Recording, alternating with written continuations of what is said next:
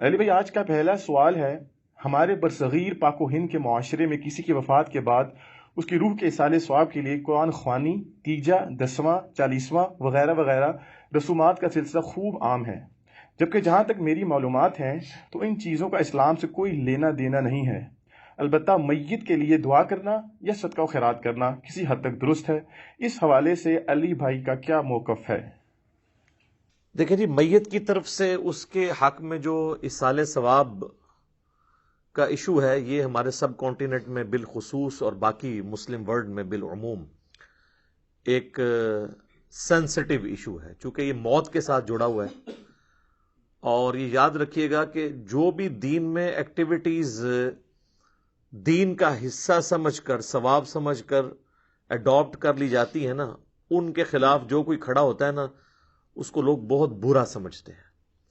اس لیے آپ دیکھتے ہیں کہ اکثر میت کے موقع پر بڑے بڑے سو کالڈ موحدین بھی جو ہے وہ مصلحت کا شکار ہو جاتے ہیں۔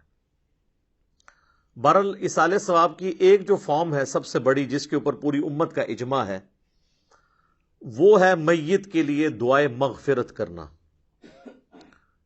یہ ہے اصل بنیاد، باقی ساری چیزیں اس کے بعد میں آتی ہیں، اور اس کی جڑ قرآن میں ان الفاظ کے اندر موجود ہے۔ سورۃ الحشر کی آیت نمبر 10 ہے، اعوذ باللہ من الشیطان الرجیم، بسم اللہ الرحمن الرحیم،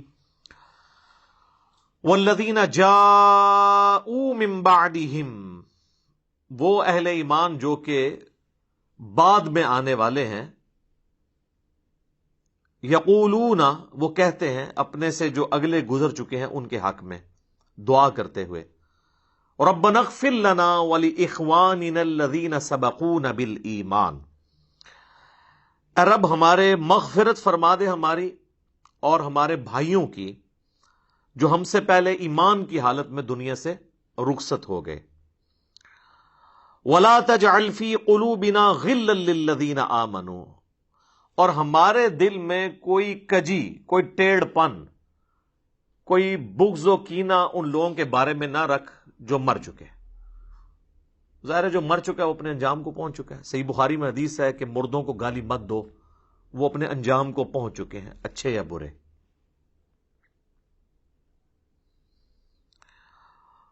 ربنا انک رؤوف الرحیم، اے میرے رب بے شک، اے ہمارے رب بے شک تو بخشنے والا ہے، مہربان ہے۔ تو یہ اہل ایمان کو یہ بات سکھائی گئی ہے کہ ان کی یہ روش ہونی چاہیے کہ جو بھی ایمان کی حالت میں ان سے پہلے لوگ چلے گئے ان کے لیے دعائیں مغفرت کریں۔ اب یہ ایک الگ حقیقت ہے تلخ کہ ایمان کی حالت میں ہمارے معاشرے کے اندر تو اسی کو سمجھا جاتا ہے جو آپ کے فرقے پہ مرا ہو، کیونکہ دوسرے فرقے پہ مر جائے تو وہ تو ایمان کی حالت میں مرا ہی نہیں ہے۔ تو اب یہ ایک تلخ حقیقت ہے، اور اسی وجہ سے آپ دیکھتے ہیں کہ جب ایک مکتب فکر کے لوگ دوسرے مکتب فکر کا جنازہ پڑھ لیتے ہیں تو پھر بعد میں ان کے علماء فتویٰ دیتے ہیں کہ بھئی آپ کا تو نکاح ہی ٹوٹ چکا ہے، آپ نکاح بھی دوبارہ کروائیں اور تجدید ایمان بھی کروائیں، اور اس قسم کی کئی ایک فنی ویڈیوز جو اوریجنل ویڈیوز ہیں، اسلام کا مذاق اڑانے والی، مسلمانوں کی وجہ سے جو ویڈیوز بنی ہیں وہ معاشرے کے اندر عام ہے، وہ آپ نے اکثر اوقات دیکھی ہوں گی۔ اب میرے بھائیو، یہ جو دعا کا معاملہ ہے یہ اللہ تعالیٰ نے ایسا اوبلیگیٹری رکھا ہے کہ ہماری جو اسلام کی بیسک ٹیچنگز ہیں ان کے اندر اس کو ایک ضروریات دین کے طور پر اللہ تعالیٰ نے ان چیزوں کو جاری فرما دیا ہے۔ جیسا کہ صحیح بخاری اور صحیح مسلم کی متفقن علیہ حدیث ہے کہ اللہ کے محبوب صلی اللہ علیہ وآلہ وسلم نے فرمایا کہ ایک مسلمان کے دوسرے مسلمان پہ 5 حقوق ہیں۔ جب وہ اس سے ملے تو اسے سلام کرے، یہ پہلا حق ہے۔ دوسرا حق، جب وہ بیمار ہو جائے اس کی عیادت کرے۔ تیسرا حق، جب وہ مر جائے تو اس کی نماز جنازہ پڑھے۔ تو ظاہر ہے نماز جنازہ میں دعا مانگے گا مرے ہوئے کے لیے۔ چوتھا حق، جب وہ دعوت دے تو اس کی دعوت کو قبول کرے۔ اور 5واں حق یہ ہے کہ جب وہ چھینک کے جواب میں الحمدللہ کہے تو آپ اس کے جواب میں کہیں یرحمک اللہ، اللہ تعالیٰ تجھ پر رحم فرمائے۔ تو یہ 5 بنیادی حقوق ہیں، جس میں تیسرا حق ایک مسلمان کی نماز جنازہ پڑھنا ہے، اور نماز جنازہ میں ظاہر ہے کہ دعا اللہ تعالیٰ نے اس کے اندر بلٹ ان رکھ دی ہے۔ صحیح مسلم میں ایک حدیث ہے کہ اللہ کے محبوب صلی اللہ علیہ وآلہ وسلم نے فرمایا کہ جس کے جنازے میں 40 ایسے لوگ شریک ہوں جو اللہ تعالیٰ کے ساتھ شرک نہ کرتے ہوں، تو اللہ تعالیٰ ان 40 لوگوں کی شفاعت اس میت کے حق میں قبول و منظور فرما دے گا، یعنی اس کی مغفرت فرما دے گا۔ تو یہ بہت بڑی فضیلت ہے۔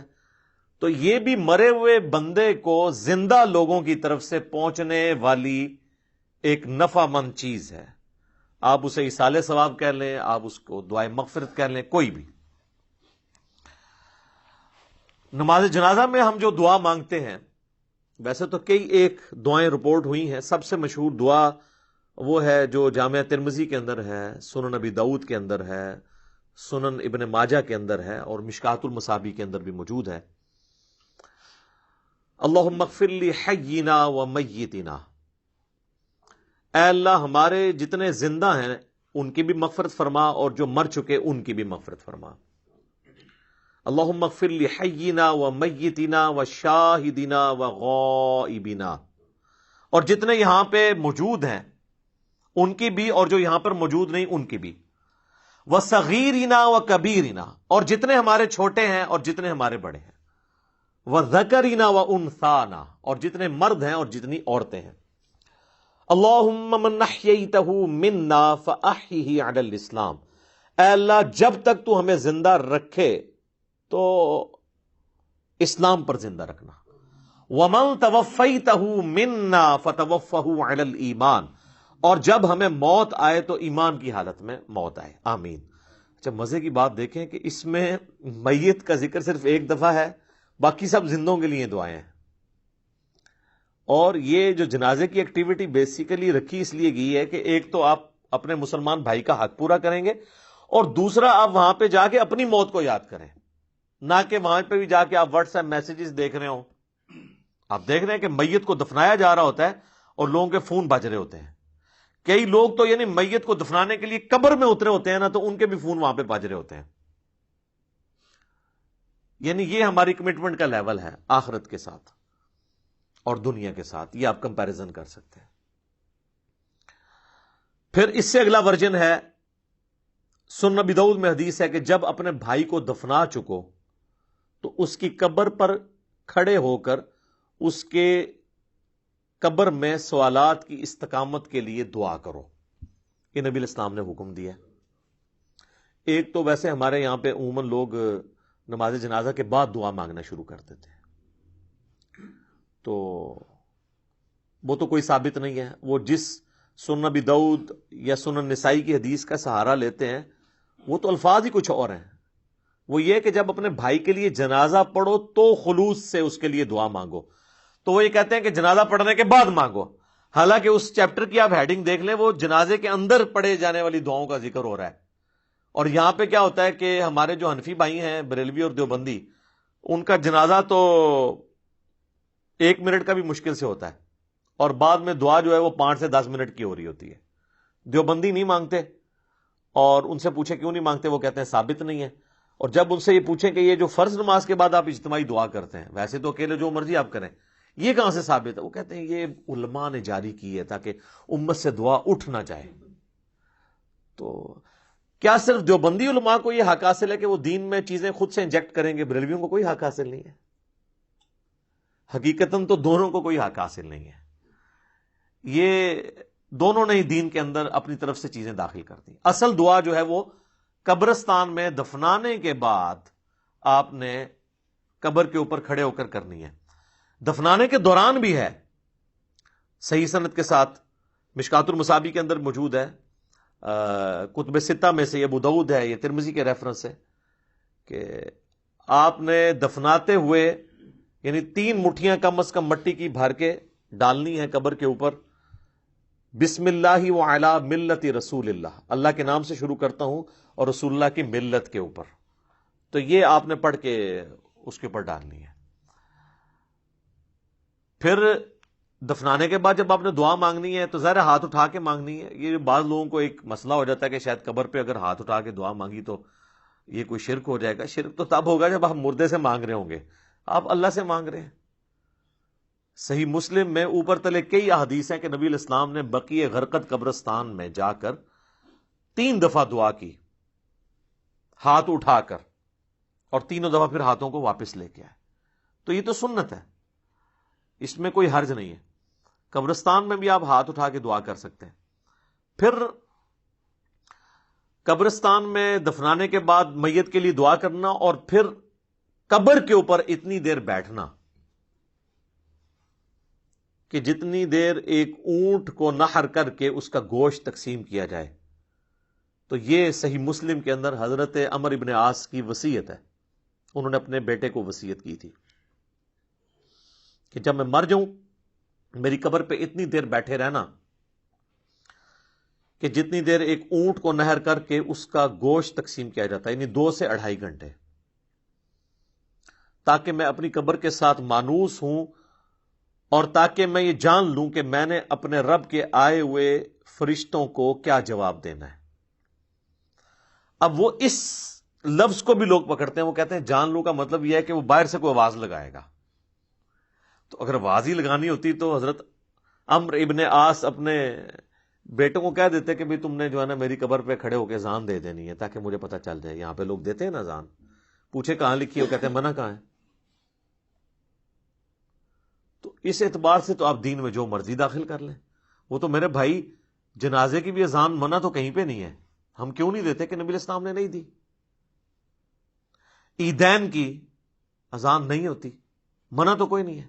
وہ کہتے ہیں نہیں جی وہ بخاری مسلم میں حدیث ہے کہ نبی علیہ السلام عید کی اذان نہیں دیا کرتے تھے. سر یہ حدیث تو آپ کے کام کی نہیں ہے. آپ نے حدیث یہ دکھانی ہے کہ نبی علیہ السلام عید کی اذان سے منع فرمایا کرتے تھے. نہیں دیا کرتے تھے وہ آپ نہ بھی بتائیں, ہمیں پتا ہے کہ نہیں دیا کرتے تھے. نہیں تو بہت سارے کام بھی نہیں کیا کرتے تھے. نبی علیہ السلام کی 3 بیٹیاں آپ کی مبارک زندگی میں فوت ہوئی ہیں, آپ نے ان کو اپنے ہاتھوں سے دفنایا, آپ نے کسی کا 30 40واں نہیں کیا. جب ہم پوچھتے ہیں کہ وہ کہتے ہیں جی وہ منع تو کوئی نہیں نہ کیا. ٹھیک ہے, تو منع والا معاملہ یہ ہے میرے بھائی کہ جو کام دین کے اندر نہیں نبی علیہ السلام نے تعلیم فرمایا وہ انڈرسٹوڈ منع ہی تصور کیا جائے گا. یہ ایک سینسٹیو ٹاپک ہے, میں اس کو اینڈ کے اوپر کنکلوڈ کروں گا. میں موضوع کو تلخ نہیں کرنا چاہتا اس طرف گفتگو لے جا کر. تو بہرحال آپ نے حضرت عمر بن عاص کی جو صحیح مسلم کی حدیث ہے اس میں ان کی وصیت یہ کہ آپ نے بیٹھنا ہے قبر پہ اتنی دیر, یعنی قبر کے ایگزیکٹ اوپر نہیں بیٹھنا, یعنی پاس بیٹھنا ہے, وہاں بیٹھ کے اللہ کا ذکر کریں, جو مرضی آپ کریں. تو اللہ تعالیٰ ذکر کی برکت سے مردے کے لیے, آپ کی دعاؤں کی برکت سے اس کے لیے آسانی پیدا کر دے گا. اور ظاہر ہے کہ یہ بھی اللہ کی مرضی ہے, زبردستی تو اللہ تعالیٰ کو کسی کی دعاؤں سے نہیں لگائی جا سکتی. والعیاذ باللہ تعالیٰ.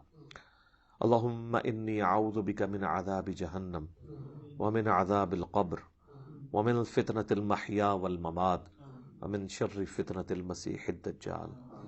یہ دعا بخاری اور مسلم دونوں میں آئی ہے, اور نبی علیہ السلام حکم دیا کرتے تھے کہ نماز کے تشہد میں 4 چیزوں کے اگینسٹ اللہ تعالیٰ کی پناہ طلب کی جائے. اللہم انی اعوذ بک من عذاب جہنم ومن عذاب القبر ومن فتنة المحیا والممات من شر فتنة المسیح الدجال. اے اللہ میں جہنم کے عذاب سے تیری پناہ مانگتا ہوں, قبر کے عذاب سے تیری پناہ مانگتا ہوں, زندگی اور موت کے فتنے کے اگینسٹ تیری پناہ مانگتا ہوں, اور جھوٹے مسیح دجال مسیح کے فتنے سے تیری پناہ مانگتا ہوں. آمین. اچھا, دفنانے کے بعد اذان دینا بھی کوئی ثابت نہیں ہے, اور اس طریقے سے ہمارے دیوبند اور بریلوی حضرات جو ہے نا وہ میت کو دفنانے کے بعد نا سرہانے پہ کھڑے ہو کر نا سورۃ البقرہ کی شروع کی آیات تلاوت کرتے ہیں, اور پاؤں والی سائڈ پہ سورۃ البقرہ کی آخری آیات تلاوت کرتے ہیں. یہ روایت موجود ہے, لیکن یہ روایت جو ہے فیبریکیٹڈ روایت ہے. یہ روایت شعب الایمان امام بیہقی کی کتاب میں ہے, مشکات المصابیح کے اندر موجود ہے, لیکن اس کے اندر ایوب نام کا ایک متروک راوی ہے, یعنی جس سے حدیثیں لینا محدثین نے چھوڑ دی ہوں, ریجیکٹڈ پرسنالٹی. تو یہ یعنی مردود قسم کے راویوں سے روایت کی گئی روایت ہے, اس کی کوئی اصل نہیں ہے. اصل چیز وہی ہے جو میں نے بیان کر دی ابو داؤد سے کہ آپ نے میت کے لیے دعا کرنی کہ اللہ تعالیٰ اسے قبر کے سوالات میں استقامت عطا فرما.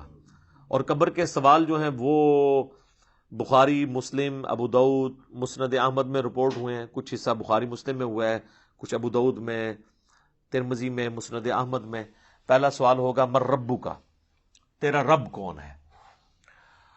دوسرا سوال ہوگا ما دینو کا، تیرا دین کیا ہے. تیسرا سوال ہوگا، ترمذی میں تو الفاظ ہیں من نبیو کا، تیرا نبی کون ہے. بخاری میں الفاظ ہیں ما کنت تقول فی حق ھذا الرجل، تو اس مرد کے بارے میں دنیا میں کیا کہا کرتا تھا، یا تو کیا کہے گا اس کے بارے میں. وہ کہتے ہیں جی نبی علیہ السلام کی شکل مبارک دکھائی جاتی ہے اور پوچھا جاتا ہے اس مرد کے بارے میں. تو یہ حاضر رجل، وہ کہتے ہیں حاضا کا مطلب تو ہے کہ وہاں پہ موجود ہوں گے. سر اگر حاضا کا مطلب وہاں پر موجود ہوں گے تو اس کے جواب میں یہ تو نہیں ہونا چاہیے ہوا محمد الرسول اللہ. ہوا تو پھر جو ہے وہ تھرڈ پرسن کا صیغہ ہے، ہونا چاہیے حاضا محمد الرسول اللہ. تو اس کا جو ایک طریق ہے مسند احمد اور سنن ابی داؤد میں، اس میں الفاظ ہیں اس مرد کے بارے میں تیرا کیا خیال ہے، الذی بعث فیکم، جس کو اللہ نے تم میں مبعوث کیا تھا نبی بنا کے. یہ نہیں کہ یہ جو قبر میں آپ کے سامنے آئے ہوئے ہیں یا کوئی قبر میں تصویر دکھائی جاتی ہے، یہ بالکل جھوٹی بات ہے. تو یہ 3 سوالات، اور ایک چوتھا سوال ہے جو میں نے ایکسپلور کیا تھا جس کی وجہ سے کافی ہنگامہ کھڑا ہوا کہ قبر میں 3 نہیں 4 سوال ہوں گے. وہ چوتھا سوال جو ہے وہ مؤمن کے لیے اور منافق کے لیے ڈیفرنٹ ہوتا ہے. وہ بخاری میں بھی ہے، سنن ابی داؤد کے اندر بھی. مؤمن جو ہے وہ تینوں سوالوں کے جواب دیتا ہے تو فرشتے چوتھا سوال کرتے ہیں کہ تجھے کیسے پتا چلا، تو وہ کہتا ہے کہ میں نے اللہ کی کتاب پڑھی اور نبی علیہ السلام کے نبی ہونے کی تصدیق کی. تو اللہ کی کتاب اگر پڑھی نہیں ہوگی تو تصدیق کیسے کریں گے؟ یہ کتاب پڑھیں گے تو آپ تصدیق کریں گے نا. تو اور منافق کہتا ہے ہائی ہاتا لا ادری، ہائے افسوس مجھے کچھ پتا نہیں. تو فرشتے اس کو کہتے ہیں کہ تو نے خود پڑھ کر سیکھنے کی، سمجھنے کی کوشش کیوں نہیں کی، یا کسی ایسے شخص سے پڑھنے کی کوشش کیوں نہیں کی جسے ان چیزوں کا پتا تھا. دونوں معنی درست ہیں. تو جب تک آپ خود اللہ کو سیریس نہیں لیں گے آپ سچائی تک پہنچ نہیں سکتے.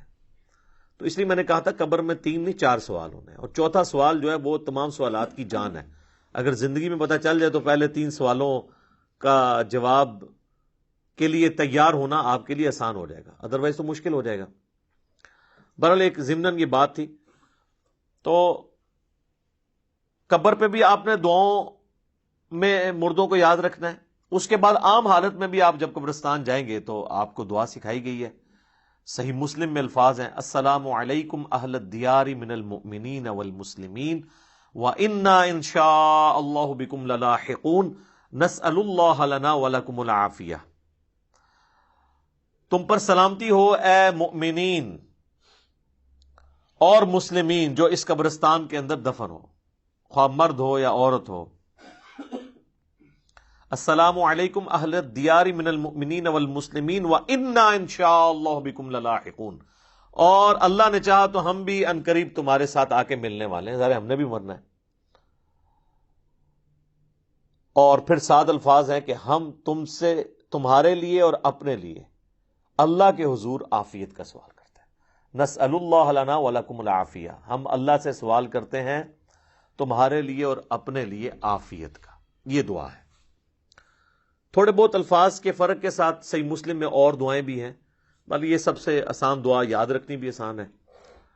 ایک دعا ہے جامع ترمذی کے اندر السلام علیکم یا اہل القبور، وہ روایت اصول محدثین پہ ضعیف ہے، اصل دعا یہی ہے. بلکہ صحیح مسلم میں ایک حدیث ہے، اما عائشہ کہتی ہیں کہ نبی علیہ السلام ایک دفعہ میرے ساتھ بستر پہ لیٹے تھے، تو تھوڑی دیر بعد آپ نے یہ محسوس کیا کہ میں سو گئی ہوں، تو آپ علیہ السلام چپکے سے اپنے بستر سے نکلے اور بقیع غرقد مدینے کے قبرستان کی طرف چلے گئے. تو کہتی ہیں میں بھی نا جاسوسی کرنے کے لیے پیچھے کسی اور بیوی کے پاس نہ چلے گیا ہوں، میں بھی نکلی اور میں نے حضور علیہ السلام کو دیکھا کہ آپ بقیع قبرستان میں یوں ہاتھ اٹھا کے دعا کر رہے ہیں. 3 دفعہ آپ نے ہاتھ اٹھا کے دعا کی اور اپنے ہاتھوں کو واپس کیا. تو وہ کہتی ہیں میں جلدی جلدی بھاگتی ہوئی واپس آئی, آ کے بستر پہ لیٹ گئی, اور یہ یعنی میں نے ایکٹ کرنے کی کوشش کی کہ میں تو یہاں سے گئی نہیں تھی, لیکن سانس پھولا ہوا تھا, سانس تو نہیں کو روک سکتا. وہ بزرگ ہی ہیں جو 12 دن تک وضو روک کے رکھتے ہیں, تو چونکہ جھوٹ ہوتا ہے نا, تو کہتے ہیں کہ میرا سانس پھولا ہوا تھا. نبی علیہ السلام جب واپس آئے تو انہوں نے سیدہ عائشہ سے فرمایا کہ تم میرے پیچھے آئی تھی, اور اگر تم مجھے نہیں بتاؤ گی نا تو تمام غیب کا جاننے والا تو مجھے بتا ہی دے گا. علم غیب بھی کلیئر کر دیا حضور نے. آپ نے نہیں کہا کہ مجھے تو پتہ ہے, میں تو حاضر و ناظر ہوں. ان کا مجھے اللہ تو خبر دے دے گا. تو تم نے کیا گمان کیا اللہ اور اس کا رسول تمہارے ساتھ خیانت کریں گے, یعنی میں کسی اور بیوی کے پاس چلا گیا. تو ان کا یا رسول اللہ ایسا ہی تھا, میں آپ کے پیچھے آئی تھی. تو آپ نے فرمایا کہ اصل میں جب میں لیٹا تو جبرائیل علیہ السلام اللہ کی طرف سے میرے پاس آئے, اور انہوں نے مجھے اللہ کا پیغام دیا کہ اللہ تعالیٰ آپ کو حکم دیتا ہے کہ آپ بقیع غرقد کے جو مدفن ہیں وہاں پہ لوگ, ان کے لیے جا کے دعائیں مغفرت کریں. اچھا, وہ دعائیں مغفرت تو آپ وہاں بھی بیٹھ کے کر سکتے تھے.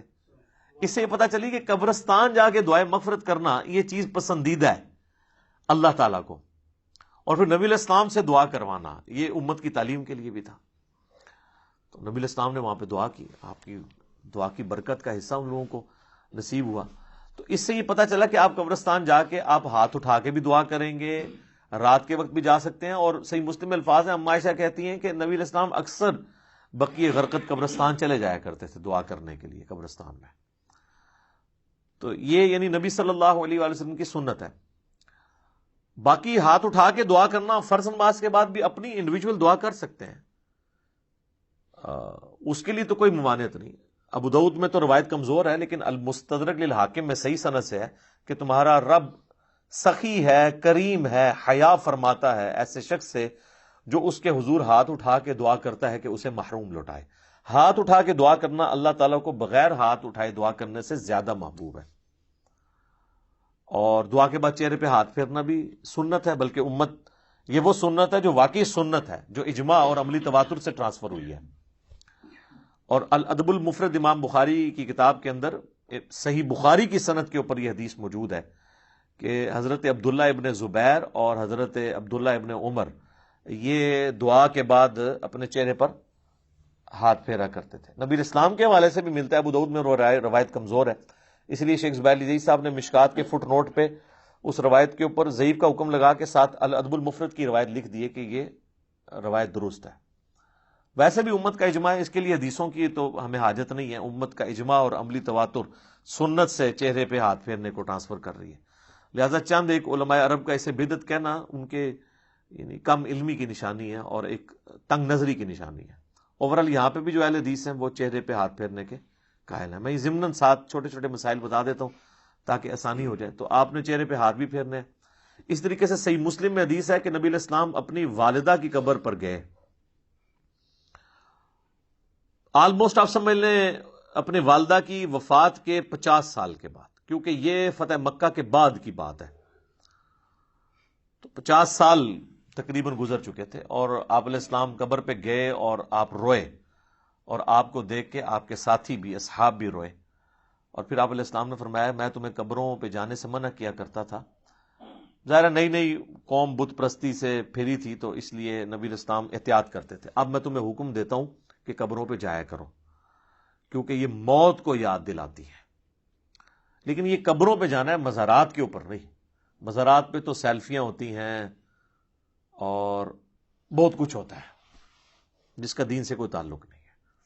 جہاں پہ اللہ اور اس کے محبوب صلی اللہ علیہ وآلہ وسلم کی نافرمانی کے کام ہوتے ہو نا, وہاں پہ آپ نے جانا بھی نہیں ہے.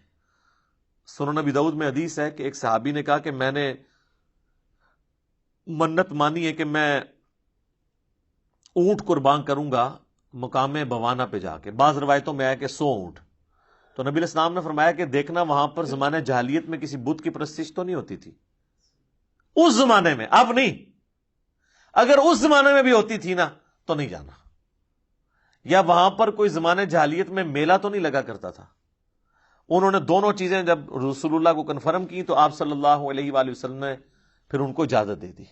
ٹھیک ہے, کہ تم کرو. پھر آپ علیہ السلام نے فرمایا کہ ایسی منت نہ پوری کرو جو تمہیں یعنی عاجز کر دے. اس طرح کی منت نہ مانو، اور اگر مانی ہے تو اس کو منت کو پورا نہ کرو. اور اللہ کی نافرمانی میں بھی منت نہ مانی جائے، اور جو اللہ کی نافرمانی میں ہوگی آپ نے اس کا کفارہ بھی نہیں دینا ہوگا. جیسے میرا بیٹا ہوا تو اس کی چٹکیا فلاں دربار پہ جا کے منواؤں گا، تو اب یہ ساری منت اس کو توڑ بھی دیں، توڑنا واجب ہے اور کفارہ بھی نہیں ہے. اگر کوئی صحیح کوئی منت مانی تھی تو آپ اس کا کفارہ ادا کریں گے. ویسے ہوتا کچھ نہیں ہے. بخاری مسلم میں حدیث ہے کہ منت ماننے سے کنجوس کا مال نکل جاتا ہے، یہ مصیبت کو نہیں ٹال سکتی. تو بہرحال یہ ہے کہ آپ نے منت کا پھر کفارہ وہی ہے جو بخاری مسلم میں آیا کہ منت توڑنے کا کفارہ وہی ہے جو قسم توڑنے کا کفارہ سورۃ المائدہ کی آیت نمبر 89 میں ہے کہ ایک غلام آزاد کریں یا 10 مساکین کو کھانا کھلائیں یا 10 مساکین کو کپڑے لے کر دیں، اور اگر کوئی غریب ہے تو 3 مسلسل روزے رکھ لیں.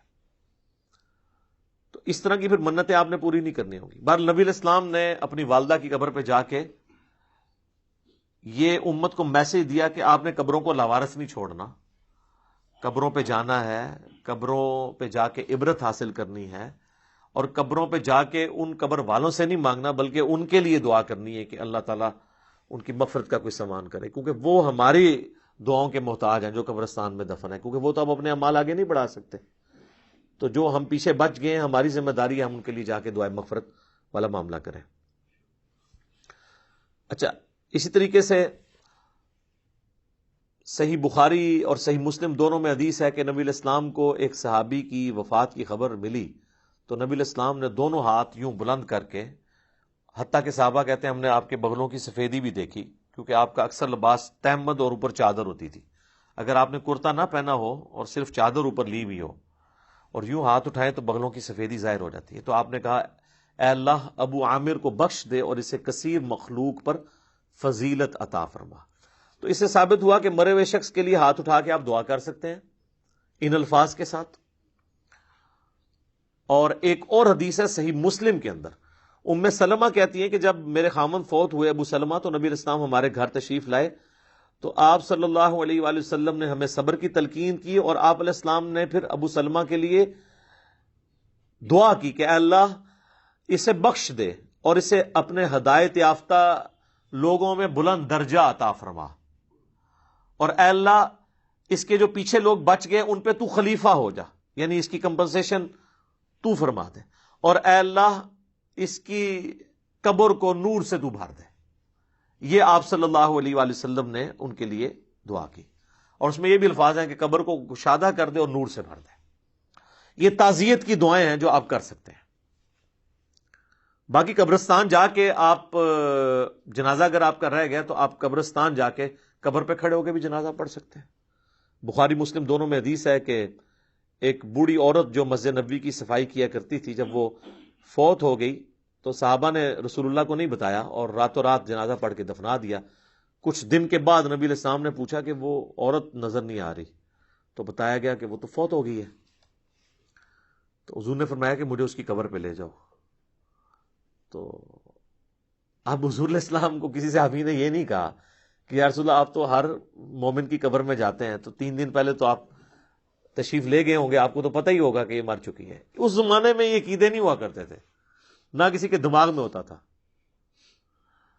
تو رسول اللہ صلی اللہ علیہ وسلم کو وہ قبر پہ لے گئے تو آپ علیہ السلام نے جا کے وہاں پہ قبرستان میں اس کی قبر پہ کھڑے ہو کر جنازہ پڑھا. یہ غائبانہ نماز جنازہ نہیں ہوتا کیونکہ اس میں تو قبر سامنے ہوتی ہے، اور اس کا طریقہ یہ ہوتا ہے کہ آپ نے قبر کی ایسی سائڈ پہ کھڑے ہونا ہے کہ آپ کا قبلہ کی طرف رخ ہو اور قبر آپ کے سامنے ہو. اور پھر آپ علیہ السلام نے واپسی پر فرمایا، مسلم شریف میں ڈیٹیل ہیں، اس میں الفاظ ہیں کہ یہ قبریں اندھیروں میں ڈوبی ہوئی تھی، اللہ نے میرے جنازہ پڑھنے کی برکت سے انہیں نور سے بھر دیا. اب یہ سبحان اللہ تو آپ نے بول دیا ہے، لیکن اس کا جو ایک تلخ پہلو ہے کہ نبی کی دعا کی برکت سے کسی کافر کی قبر جو ہے نا وہ نور سے نہیں بھر سکتی، کیونکہ کافر کے بارے میں تو نص قطعی ہے قرآن کی. وہ تو سورہ توبہ میں آپ 70 دفعہ بھی دعا کریں ہم نہیں قبول کریں گے، منافقین کے لیے، کافروں کے لیے. تو یہ مسلمانوں کی قبریں تھیں نمبر 1. اور مسلمان ظاہر بریلوی دیوبندی اہل حدیث نہیں، اس زمانے کے مسلمان. میں صحابہ نہیں کہتا ورنہ آپ کہیں گے گستاخی ہو گئی ہے.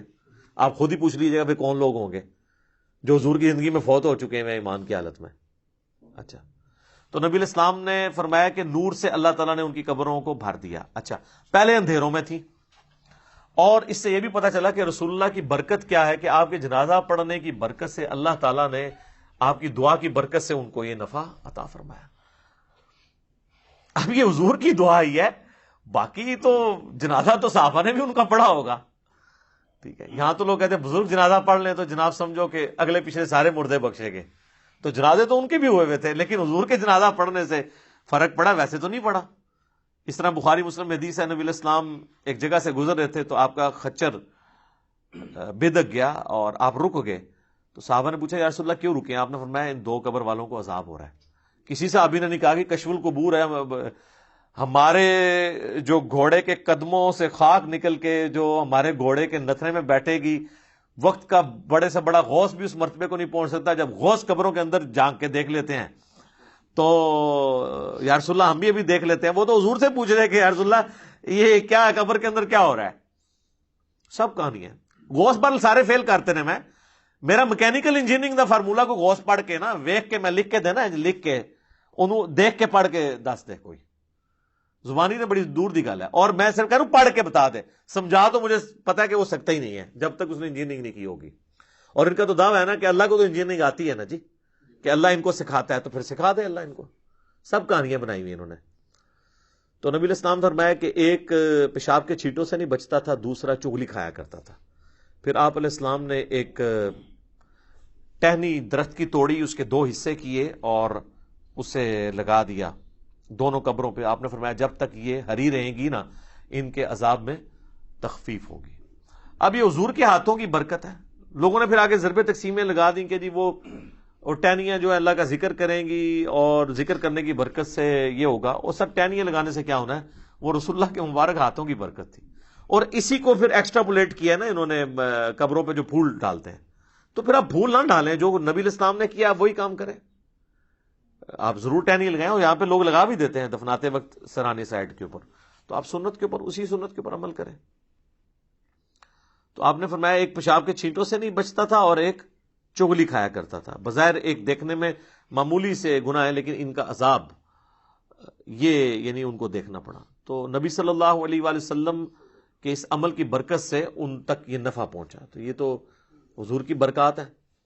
تو بعض لوگ یعنی نبی علیہ السلام کے قبرستان جنازہ پڑھنے سے غائبانہ نماز جنازہ کی طرف جاتے ہیں. غائبانہ نماز جنازہ یہ نہیں ہے. صحیح بخاری میں موجود ہے نبی علیہ السلام نے نجاشی کا نماز جنازہ غائبانہ پڑھا اور آپ کو اللہ تعالیٰ نے وحی کے ذریعے بتایا. تو آپ نے فرمایا کہ تمہارا بھائی جو ہے وہ نجاشی فوت ہو گیا، تو اس کے لیے 4 تکبیریں کہیں. تو امام بخاری نے اس پہ باب نہیں باندھا کہ غائبانہ نماز جنازہ کا جواز. امام بخاری کو پتہ تھا یہ نجاشی کی خصوصیت ہے، کیونکہ نجاشی کی تو وہ حیثیت نہیں تھی جو رسول اللہ کے اور اصحاب کی تھی. حضور کے نزدیک سب سے لاڈلے صحابہ، جن میں ٹاپ آف دا لسٹ حضرت زید ابن حارثہ، جن کا نام قرآن میں آیا سورۃ الاحزاب میں. حضور کے منہ بولے بیٹے، اور وہ جنگ موتا میں شہید ہوئے. تو بخاری کے الفاظ ہیں، آپ مدینہ شریف میں رو رہے ہیں کہ میرے زید کو شہید کر دیا گیا، میرے جعفر کو شہید کر دیا گیا، عبداللہ بن رواحہ کو شہید کر دیا گیا. اور پھر مسلمان اللہ کی تلواروں میں سے ایک تلوار یعنی خالد بن ولید پر متفق ہوئے ہیں. تو وہ اپنی فوج بچا کے واپس لانے میں کامیاب ہو گئے رومن امپائر کے اگینسٹ. لیکن نبی علیہ السلام نے ان کا کوئی نہیں کہا کہ اٹھو تو زید پہ نماز جنازہ غائبانہ پڑھے. تو یہ غائبانہ نماز جنازہ کیٹاسٹرافک کنڈیشن میں اگر کوئی کفر کی سرزمین میں مر گیا ہے اور وہاں پہ اس کا کوئی یعنی نماز جنازہ پڑھنے والا نہیں ہے تو آپ یہاں پہ ضرور پڑھیں. یہاں تو ایک شہر میں مرتا ہے، ہزاروں کا جنازہ ہوتا ہے، دوسرے شہر میں اس کا غائبانہ پڑھ رہے ہوتے ہیں. اور اس کا پڑھ رہے ہوتے ہیں جو ذرا امیر ہوتا ہے، جس نے زیادہ فنڈ دیا ہوتا ہے. غریب آدمی کے لیے کہتے ہیں جی دعا، امیر آدمی کے لیے غائبانہ نماز جنازہ. ٹھیک ہے نا؟ تو نہ آپ کی دعاؤں سے کوئی فرق پڑ رہا ہے نہ نماز جنازوں سے، کیونکہ آپ تو سب کچھ دنیا داری کے لیے کر رہے ہیں. تو یہ جو ایٹیچیوڈ ہے، پھر اس کے اوپر چندے اکٹھے کرنا. آپ پتہ نا ہمارے تو یہاں ایک بہت بڑی جماعت رہی ہے جس نے غائبانہ نماز جنازہ کو ایک ایکٹیویٹی بنا کے اس طرح پریزنٹ کیا اور یعنی ہلچل مچا کے رکھ دی اور اس میں پھر چندے اکٹھے کیے. تو یہ بھی ایک یعنی لوگوں کی جیبیں ہتھیانے کا ایک ذریعہ بن گیا یہ. حالانکہ مردے کے لیے تو دعا کرنی ہے کہ اللہ تعالیٰ اس کے لیے کوئی آسانی والا معاملہ فرمائے. تو نبی صلی اللہ علیہ وآلہ وسلم نے دعا کے حوالے سے جو چیزیں تعلیم فرمائی ہیں میں نے کوشش کی ہے کہ آپ تک پہنچیں. کہ آپ نے دعا کرنی ہے جب کوئی شخص مر جاتا ہے اس کے لیے دعا کرنی ہے جنازے کی شکل میں, پھر قبرستان میں جا کے دعا کرنی ہے اس کی قبر پہ کھڑے ہو کے, اس کے بعد قبر پہ بیٹھے رہنا ہے اتنی دیر 2-2.5 گھنٹے جتنی دیر اونٹ نہر کر کے اس کا گوشت تقسیم کیا جاتا ہے, چند لوگ بیٹھ جائیں. اس کے بعد بھی وقتاً فوقتاً جب قبرستان جانا ہے اس کے لیے دعا کرنی ہے, اور قبرستان نہ بھی جائیں اپنی نمازوں کے اندر آپ نے دعا کرنی ہے اس کے لیے. تو کئی ایک دعائیں ہیں, آپ یہ دعا تو ضرور کریں اپنے نماز کے تشہد میں. بخاری مسلم میں حدیث ہے جب تم تشہد پڑھ چکو, دروشی پڑھ چکو, تو جو چاہو اپنے رب سے مانگو. تو کم از کم اپنے ماں باپ کے لیے دعا مانگیں, رب ارحمہما کما ربیانی صغیرا, اے رب ان دونوں پر رحم فرما جس طرح انہوں نے بچپن میں مجھے پالا تھا. رب اجعلنی مقیم الصلاۃ ومن ذریتی ربنا وتقبل دعاء ربنا اغفر لی ولوالدی وللمؤمنین یوم یقوم الحساب. اللہم ربنا آتنا فی الدنیا حسنۃ وفی الآخرۃ حسنۃ وقنا عذاب النار. اللہم انی اعوذ بک من عذاب جہنم ومن عذاب القبر ومن فتنۃ المحیا والممات ومن شر فتنۃ المسیح الدجال. آمین. یہ ساری دعائیں جتنی بھی آپ کو دعائیں یاد ہیں وہ آپ پڑھیں. مشکات المصابیح کی آپ پہلی جلد میں تشہد کی دعاؤں کے بیان میں چلے جائیں تو آپ کو کئی ایک دعائیں مل جائیں گی, وہ یاد کریں. قرآن میں جتنی دعائیں آئی ہیں وہ آپ مانگ سکتے ہیں, اس موقع پہ مانگیں. تو یہ میت کے اوپر, مرے ہوئے شخص کا حق ہے زندوں کے اوپر کہ اس کے لیے دعا کریں. وہ بات وہیں سے شروع ہوئی تھی سورۃ الحشر کی آیت نمبر 10 سے, ربنا اغفر لنا ولاخواننا الذین سبقونا بالایمان. جو ایمان کی حالت میں دنیا سے چلے گئے ہیں, اے اللہ ان کو بخش دے, ہمارے بھائیوں کو, ان کے لیے دعا کرنی چاہیے. یہ ایصال ثواب کا سب سے بڑا ذریعہ ہے اور سب سے زیادہ زور اسی کے اوپر ہونا چاہیے. اس کے علاوہ بھی ذریعہ موجود ہے لیکن جو اصل بنیاد ہے وہ ہے دعا. اب آ جائیں جو باقی ذرائع ہیں.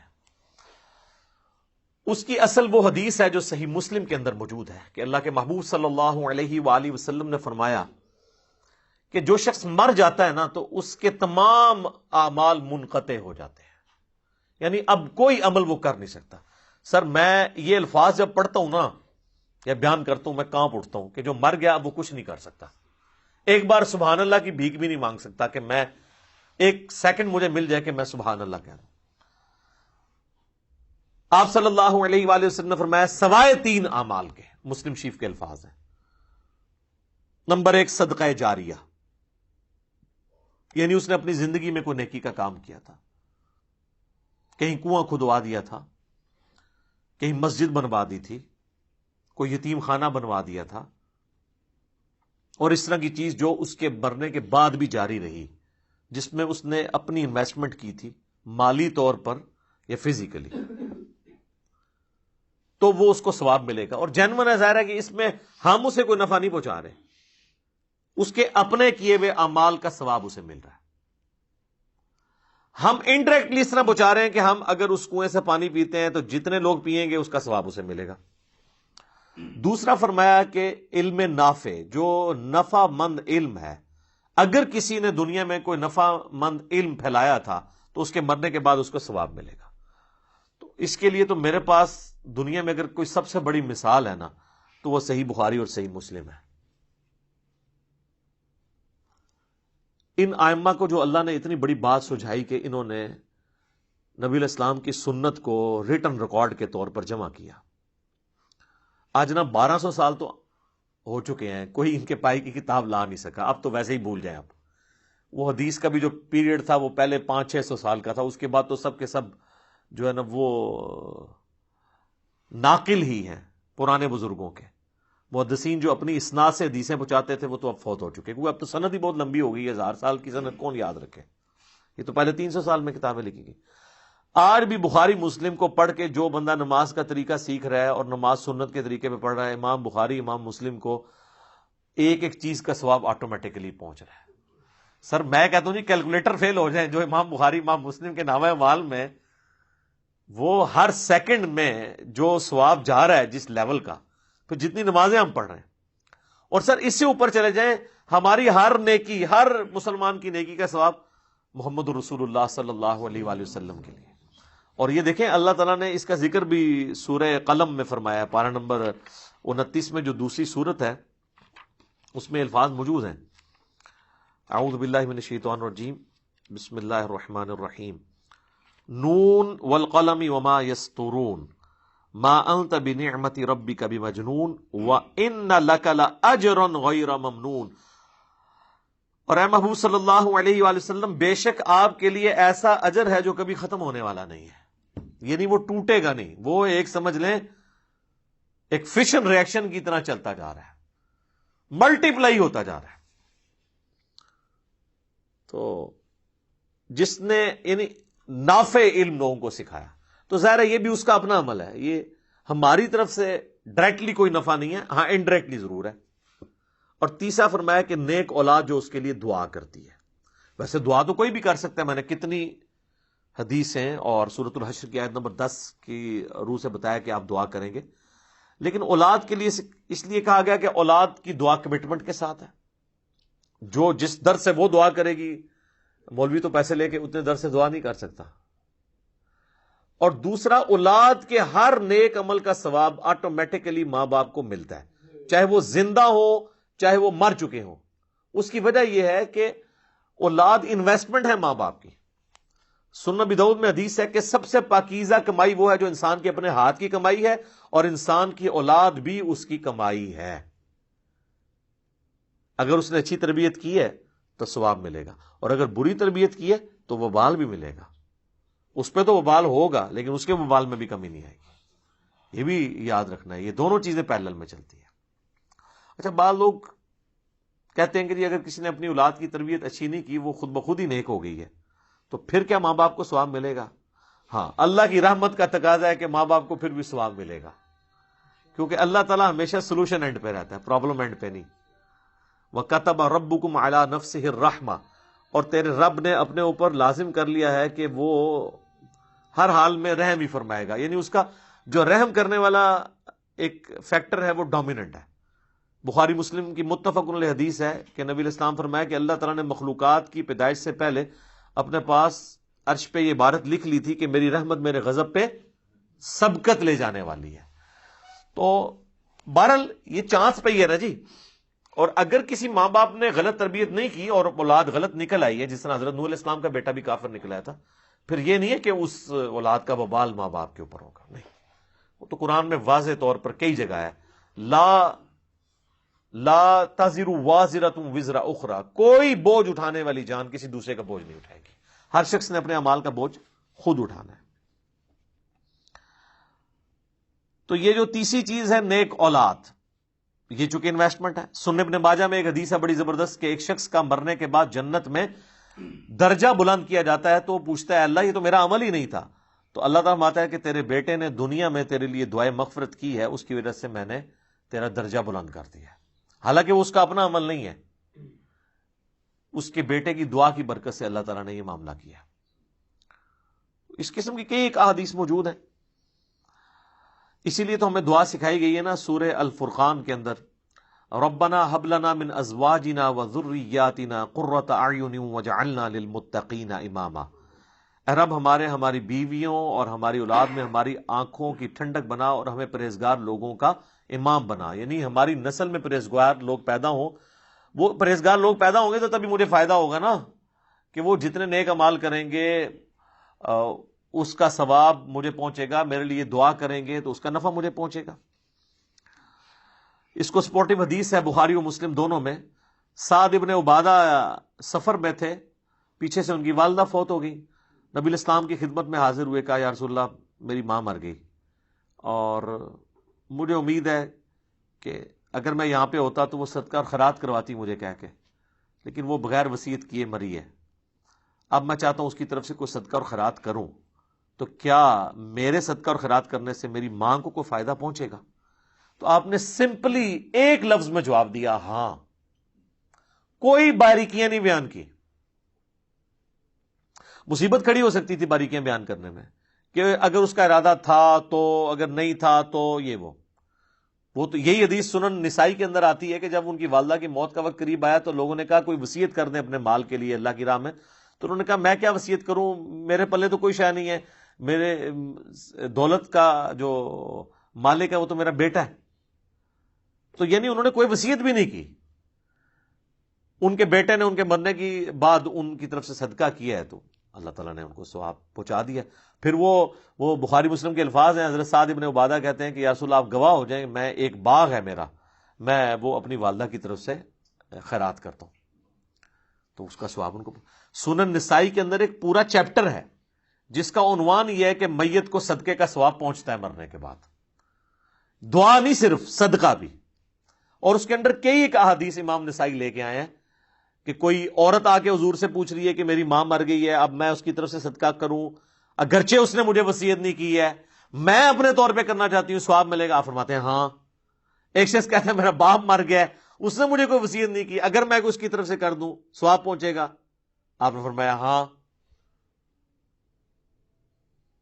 اس طریقے سے بخاری مسلم میں حج بدل کا ذکر ہے کہ آپ میت کی طرف سے حج کر سکتے ہیں. اگر اس نے اپنی زندگی میں حج نہیں کیا تو اس کا قریبی رشتہ دار کوئی حج کر لے.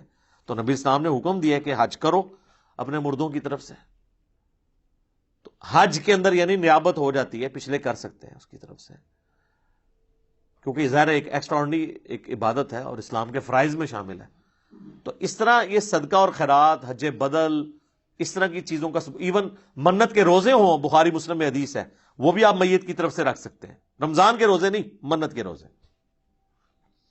رمضان کے روزے ظاہر ہے وہ بیمار تھا تو بس اس کی طرف فدیہ دیا تو کافی ہے، لیکن منت آپ اللہ کے لیے پوری کر دیتے ہیں. اگر کسی کے ماں باپ نے منت ماننی ہے اور وہ فوت ہو گیا تو آپ منت کے روزے پورے کریں، اچھی بات ہے. آپ پر حق ہے آپ کے ماں باپ کا کہ آپ ان کی طرف سے ہی کام کریں. اب رہ گیا یہ مسئلہ جو تیجے اور چالیسویں والا ہے. کہیں سوئم کہا جاتا ہے اسے، چالیسویں کو کہیں چہلم کہا جاتا ہے. دیوبندی اس کو اپنی مسجد میں اناؤنسمنٹ کرتے ہیں کہ میت کے لیے انشاءاللہ کل 10 بجے دعا ہوگی، تے ان کے کر کے ہٹے ہو، نماز جنازہ بھی پڑھی جائے، قبرستان دبیا بھی جائے، دعا کی تھی. اور بریلوی کہتے ہیں جی کل کا ختم ہوگا، اسے وہ چہلم بھی جو تیجا بھی کہتے ہیں اور سوئم بھی کہتے ہیں. پہلے تو تیسرے دن سوئم ہوا کرتا تھا، نام آج بھی سوئم ہے لیکن ہوتا دوسرے دن ہے، کیونکہ لوگوں کے پاس ٹائم نہیں ہے نا. لوگ رشتہ دار بھی دور دراز سے آئے ہوتے ہیں، وہ کہتے ہیں کام مکاؤ. تو بریلوی اس کو تیجا کہہ کے، سوئم کہہ کے، اور دیوبندی اور بعض اہل حدیث اسے دعا ہوگی کہہ کے کرتے ہیں. باقی اس کے اندر جو کچھ ہوتا ہے نا اللہ کے فضل سے وہ ایک جیسا ہی ہوتا ہے. کاپا پروگرام، کھان پین، قرآن خوانی اور گٹھلیاں اور وہ سارے کے سارے معاملات، اور حفاظ بلائے جاتے ہیں، مدرسے کے اسٹوڈنٹ بلائے جاتے ہیں، اور تلاوت نعت بھی ہوتی ہے، اور تھوڑا یعنی زیادہ ہوگا تو تھوڑا زیادہ نعتیں ہو جاتی ہیں. یہ ساری کی ساری ایکٹیویٹیز ہوتی ہیں. تو ان کا تو دین کے اندر کوئی لینا دینا نہیں ہے، یہ لوگوں نے خود ایجاد کر لی ہے. اس کے اوپر میں ڈیٹیل سے گفتگو کرتا ہوں، لیکن ابھی اذانیں شروع ہو چکی ہیں انشاءاللہ، اذان کے وقفے کے بعد انشاءاللہ تعالی. ہاں جی، اذان کے وقفے سے پہلے ہم ڈسکشن کر رہے تھے یہ تیجا، چالیسواں، 10واں، جمعراتیں، برسیاں، 11ویاں، 22 رجب کے کنڈے، محرم کی نیازیں، میلاد کی نیازیں، سب کی سب یعنی ایکٹیویٹیز خود سے دین میں داخل کی ہوئی ہیں، اور ان کو خود بھی پتہ ہے. اب تو نوبت یہاں تک آ گئی ہے کہ ایون 40ویں کے کارڈ چھپتے ہیں، جس طرح آپ کے شادی کارڈ ہوتے ہیں، اخبارات کے اندر بڑے بڑے اشتہارات چھپتے ہیں.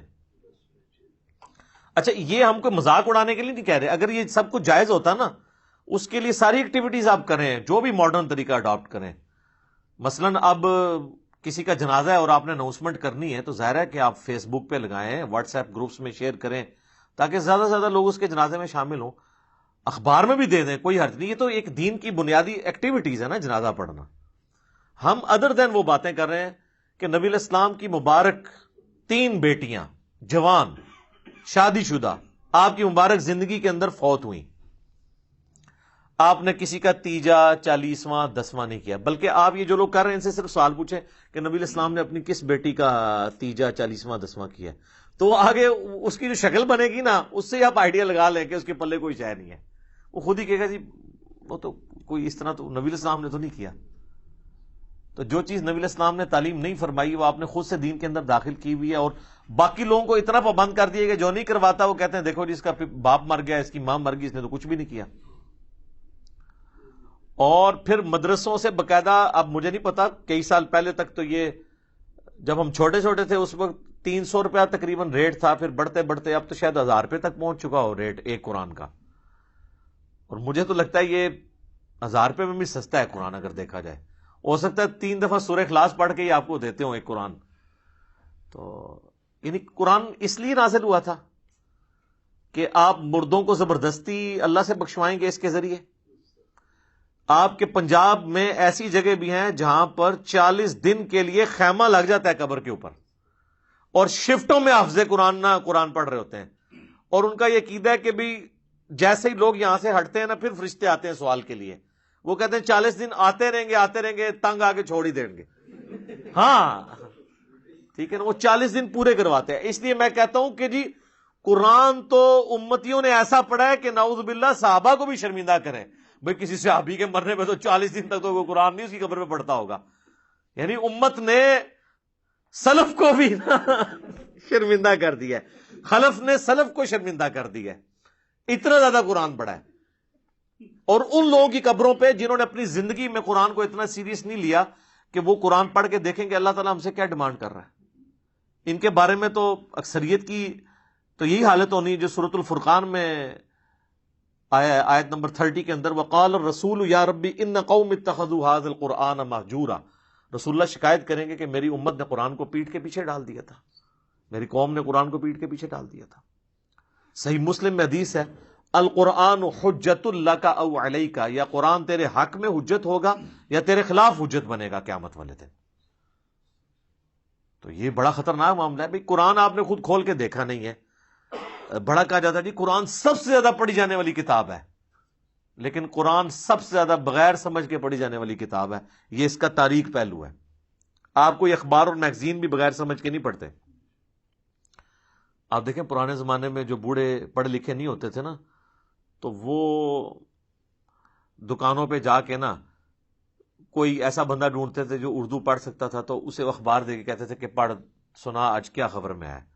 لیکن وہ جن بابوں کو آپ یاد کرتے ہیں نا، ان بابوں کے بارے میں آپ کو یہ کبھی نہیں ملے گا کہ انہوں نے کبھی قرآن پکڑ کے مولوی کو دیا ہو کہ پڑھ بتا مجھے بتا اللہ نے کیا لکھا ہے۔ بزرگ ساڈے ماشاءاللہ جتنے بڑے پرہیزگار سے سانو پتہ ہے، لوگ ویسے بزرگوں کو یاد کر کر کے روتے ہیں۔ اسلام نے جتنا اچھا دور یہ دیکھا ہے نا صحابہ تابعین تبع تابعین کے بعد، پچھلی 1000 سال تاریخ میں اسلام پہ اتنا اچھا دور نہیں آیا کہ ہر بچے کے موبائل میں قرآن بخاری مسلم ترجمے کے ساتھ موجود ہے۔ ہمارے تو بزرگوں نے کیا، ان کے ٹیچرز نے جن سے وہ قرآن پڑھا کرتے تھے وہ بھی خالی ناظرہ ہی ہوتے تھے، ان کو پتہ ہی نہیں تھا کہ قرآن کے اندر کیا لکھا ہوا ہے۔ بہرحال یہ یعنی اس طرح کی رسومات چل رہی ہیں، اور باقاعدہ آپ دیکھیں میت کے اوپر وہ سوگ کرتے ہیں۔ سوگ تو ٹھیک ہے، بخاری مسلم میں حدیث ہے کہ میت کے اوپر 3 دن سے زیادہ سوگ نہیں ہے، سوائے بیوی کے وہ اپنے خامند کے مرنے پہ 4 مہینہ اور 10 دن سوگ کرے گی۔ 3 دن سوگ کرنا ہے آپ نے، بالکل وہ تو درست ہے، لیکن وہاں جا کے وہ پھر الفاتحہ کہتے ہیں، اور ایک دفعہ سورۃ الفاتحہ، پھر 3 دفعہ سورہ اخلاص پڑھ کے تو مردے کو وہ اصالہ ثواب کرتے ہیں، اور جتنی دفعہ کرتے ہیں وہ مطلب وہ کر کے کرتے ہیں۔ دعائیں مغفرت کریں آپ، میں نے دعائیں پہلے بتائی ہیں، اس طرح قرآن پڑھ کے بخشنا تو ثابت نہیں ہے۔ اور اولاد اگر خود پڑھ رہی ہے قرآن تو وہ آٹومیٹکلی ثواب ملے گا، اولاد کو تو بخشنے کی ضرورت بھی نہیں، اور اس کے لیے ماں باپ کا مرنا بھی ضروری نہیں، زندگی میں بھی ان کو ثواب ملے گا۔ پھر وہ کلمہ بھی پڑھا جاتا ہے، کہتے ہیں 70,000 دفعہ کلمہ جس نے اپنی زندگی میں پڑھ لیا وہ بخشا گیا۔ اور کئی جو بوڑھیاں ہیں بوڑھے ہیں انہوں نے اپنے لیے پڑھ کے رکھے ہوتے ہیں، اور ایکسٹرا پیکج بھی بنا کے رکھے ہوتے ہیں انہوں نے۔ اپنے کوئی قریبی فوت ہو جائے نا تو اس کو کہتے ہیں یار یہ میری طرف سے 70,000 دفعہ، مراد یہ کہ یہ لے جنت کا ٹکٹ۔ اور یہ بڑے بڑے ذمہ دار علماء نے یہ کام کیا ہے۔ آپ فضائل اعمال ذرا کھول کے دیکھ لیں، اس کے اندر ایک واقعہ موجود ہے، نبی الاسلام کی وفات سے آلموسٹ 650 سال کے بعد کا یہ واقعہ ہے کیونکہ وہ شیخ قرطبی جو ہیں وہ ان کا ٹائم پیریڈ یہی بنتا ہے. وہ کہتے ہیں جی شیخ قرطبی کا بیان ہے. شیخ قرطبی کو بھی بیچارے کو نہیں پتا ہوگا, اس کی طرف ایک منسوب ہے. شیخ زکریا کاندھلی فضائل اعمال میں لکھتے ہیں کہ انہوں نے نا وہ ایک ایسے نوجوان سے ملے کہ جسے کشف ہو جایا کرتا تھا کہ کون جنت میں ہے اور کون جہنم میں. اللہ اکبر. صحابہ کو نہیں ہوتا تھا. آپ حدیث سن چکے ہیں بخاری مسلم کی کہ وہ نبی الاسلام کی برکت سے وہ جو 2 قبر والوں کے اوپر جو ٹہنی کی وجہ سے عذاب کی تخفیف ہوئی, صحابہ کو نہیں پتا چلا کہ اس کے اندر کیا ہو رہا ہے. حضور نہیں بتایا. بلکہ مسلم شریف میں تو الفاظ ہیں آگے کہ میں نے ارادہ کیا کہ میں اللہ سے دعا کروں کہ تمہیں عذاب قبر سنوا دے, لیکن پھر مجھے ڈر ہوا کہ تم اپنے مردوں کو دفنانا چھوڑ دو گے. تو صحابہ نے تو سنا بھی نہیں, دیکھنا تو بڑی دور کی بات ہے. بخاری اور مسلم دونوں میں حدیث ہے. ایک مدعم نامی غلام تھا حضور کا, جو آپ کی سواری کا کجاوا کسا کرتا تھا. غزوہ خیبر کے موقع پر ایک نامعلوم تیر لگا اور وہ شہید ہو گیا. صحابہ نے کہا یہ تو سیدھا جنتی ہے, حضور کا خدمت گزار ہے, ظاہر ہے جی ہم بھی ہوں تو یہی کہیں. آپ فرمایا تم جنت کی بشارت دے رہے ہو. اس نے مال غنیمت سے ایک چادر چوری کی تھی, اللہ نے مجھے دکھایا وہ آگ کی بنا کے اس پر ڈال دی گئی ہے. اب باقی اصحاب میں سے اگر کسی نے ایک رسی بھی چھوٹی سی یہ سمجھ کے اٹھائی کہ مال غنیمت میں اس کی کیا ویٹیج ہے اور گھر لے گیا تھا, فوراً گھروں کو باغے لا کے حضور کے پاس جمع کروائی کہ بھئی یہ آپ ہوتے تو آپ کہتے جو کچھ بھی ہیں تیرے محبوب کی امت سے ہیں.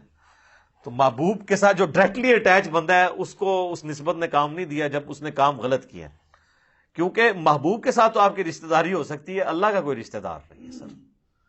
اللہ کے ساتھ کسی کی رشتہ داری نہیں ہے. تو آپ جو مرضی لوگوں کے بارے میں فیصلہ کریں. بال وہ شیخ قرطبی کہتے ہیں کہ جی اس نے نوجوان نے چیخ ماری, اس نے کہا میری ماں کو جہنم کی جانب لے کے جا رہے ہیں فرشتے. تو وہ شیخ کہتے ہیں کہ میں نے دل میں ارادہ کیا کہ میں نے یہ سنا ہے کہ جو 70,000 دفعہ کلمہ پڑھ لے اس کی مغفرت ہو جاتی ہے. تو کہتے ہیں میں نے اس کی تصدیق کرنی تھی کہ یہ جو کہتے ہیں نا آواز آئی, پتہ نہیں یہ آواز ٹھیک آئی ہوئی ہے کہ غلط, قرآن حدیث میں تو کہیں نہیں ہے.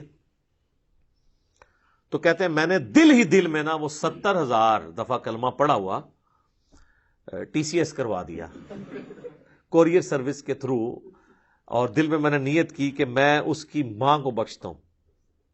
کہتے ہیں تھوڑی دیر بعد وہ نوجوان مسکرانا شروع ہو گیا کہ وہ 70,000 دفعہ کلمہ اسے پہنچ گیا, اس کی وجہ سے اس کے لیے جنت کا فیصلہ ہو گیا. اور شیخ فرماتے ہیں مجھے اس واقعے سے 2 چیزوں کی تصدیق ہو گئی. ایک تو یہ تصدیق ہوگی کہ یہ صاحب کشف جو ہے یہ صحیح ہے, واقعی اس نے دیکھا ہے, یعنی وہ جہنم سے جنت کا فیصلہ ہوا ہے. دوسرا مجھے یہ بھی تصدیق ہوگی کہ 70,000 دفعہ کلمہ اگر کسی کو TCS کروا دیا جائے ارجنٹ میل سروس کے تھرو تو اس کی وجہ سے اس کی مغفرت ہو جاتی ہے. یہ ان کا معیار ہے چیزوں کو چیک کرنے کا, کہانیاں بنانے کا, ان میں رنگ بھرنے کا. تو سر جب آپ لوگوں کو یہ چیز بتائیں گے تو لوگ تسبیح پہ لا الہ الا اللہ کلمہ ہی پڑھیں گے نا, پھر قرآن تو نہیں ترجمے سے پڑھیں گے. اتنی ٹینشن لینے کی کیا ضرورت ہے کہ قرآن ترجمے سے پڑھو, پھر اس پہ عمل کرو, پھر اس کی تبلیغ کرو. اس کی وجہ چپ کر کے 70,000 دفعہ کلمہ پڑھ لو, دیٹس آل. اور آپ پڑھ لو اور سب کی طرف سے ایک دفعہ پڑھ لو, عیاشی کی زندگی گزارو. کس غیر محسوس طریقے سے انہوں نے امت کا جنازہ نکالا ہے. اسی کی آپ باقیات آپ دیکھ لیں, پھر لے کے بیٹھے ہوتے ہیں گٹلیوں پہ, وہ کہتے ہیں 1.25 لاکھ دفعہ آیت کریمہ, 1.25 لاکھ دفعہ جناب کلمہ. اور پھر باقاعدہ جب دعا ہو رہی ہوتی ہے تو اس میں بتایا جاتا ہے کہ اتنے قرآن, اتنا کلمہ, اچھا جی, اور پھر یہ بتایا جاتا ہے جی تیسرا کلمہ اتنی دفعہ. تیسرا کلمہ زیادہ سے آتا ہے نا, پہلا کلمہ اتنی دفعہ, درود شریف اتنی دفعہ. اور جو بیچ میں کچھ لچ تلنے والے ہوتے ہیں نا, وہ دعا کے دوران بھی کہہ دیتے ہیں کہ اے جی 1000 دفعہ جو ہے نا سورہ اخلاص میری طرف پوری پاؤ.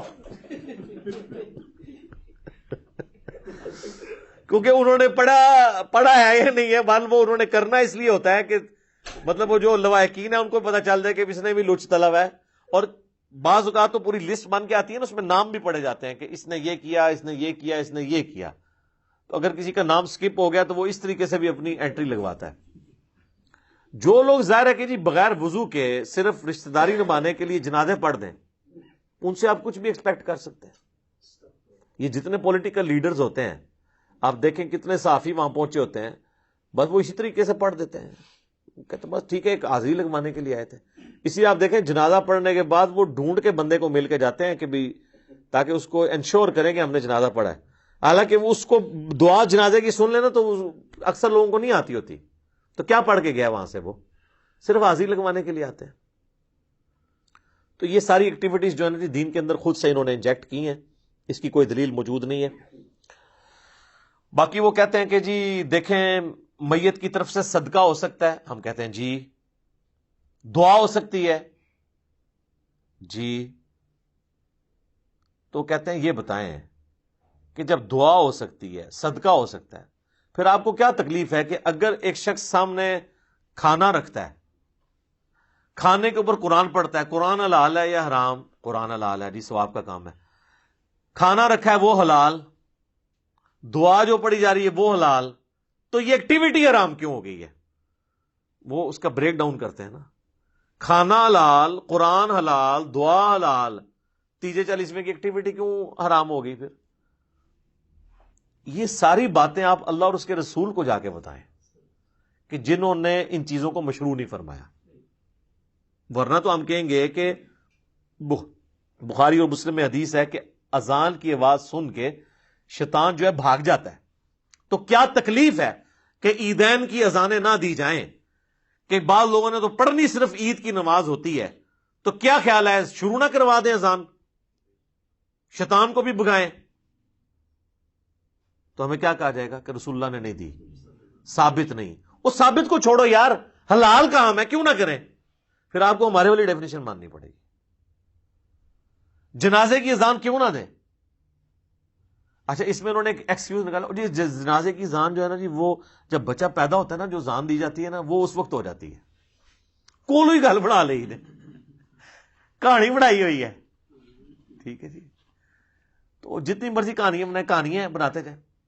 پھر وہ بخاری مسلم کی ایک حدیث سے بھی سہارا لیتے ہیں، کہتے ہیں جی نبی الاسلام کے اپنے مبارک زندگی میں ایسے اعمال موجود ہیں. وہ کہتے ہیں جی وہ ایک دفعہ حضرت ابو طلحہ انصاری نے حضور کی دعوت کی، فاقہ تھا آپ علیہ السلام پہ، آ کے انہوں نے کہا کہ آپ 10 ساتھیوں کو ساتھ لے آئیں. تو میں نے ایک بکری کا بچہ ذبح کیا ہے، تو آپ کی دعوت ہے. حضرت ابو طلحہ نے کان میں بات کی، حضور نے اوپنلی کہا کہ بھی سارے چلو. 300 کے قریب بندے تھے. اب ابو طلحہ وہاں سے بڑے پریشان حالت میں اٹھے اور گھر آ کے اپنی بیوی کو کہتے ہیں کہ میں نے تو حضور کے کان میں جا کے بات کی ہے کہ 10 بندوں کا کھانا ہے، آپ نے ساروں کو بلا لیا. بیوی پھر مومنہ تھی، اس نے کہا اللہ اور اس کا رسول بہتر جانتے ہیں.